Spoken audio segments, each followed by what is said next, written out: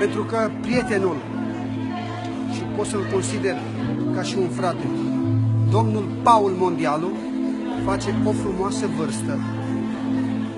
De dragul lui și la rugămintea lui Măriusic al nostru, care a crescut cu mine și îl consider din familie, o să cânt două strofe pentru Paul al nostru și pentru inima lui. O frunză verde sacă crudă,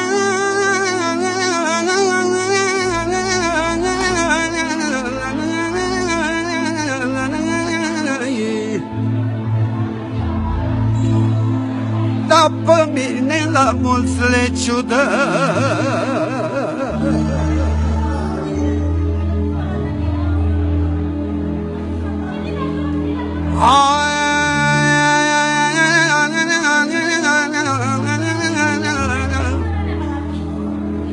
Am familie frumoasă,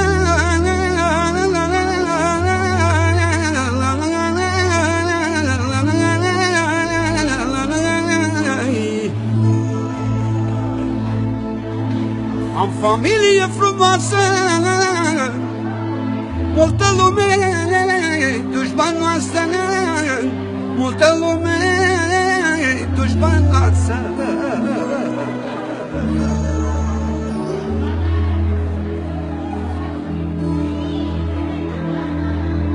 O, mâine dacă n-aș mai fi,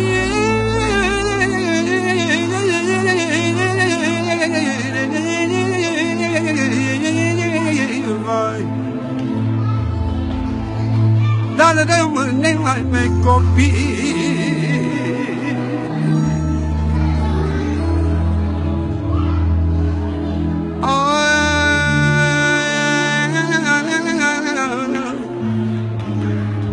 Pamule, da, Pamule, Pamul campionule,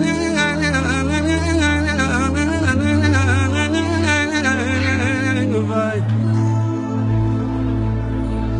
Ai trecut prin clipe grele, Dumnezeu ți-a dat putere, din puțin ai făcut multe și tot nu te-ai dat bătute. Îți duce numele tău, Marius campionul.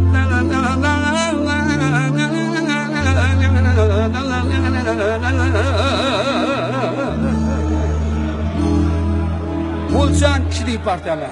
Să fii sănătos.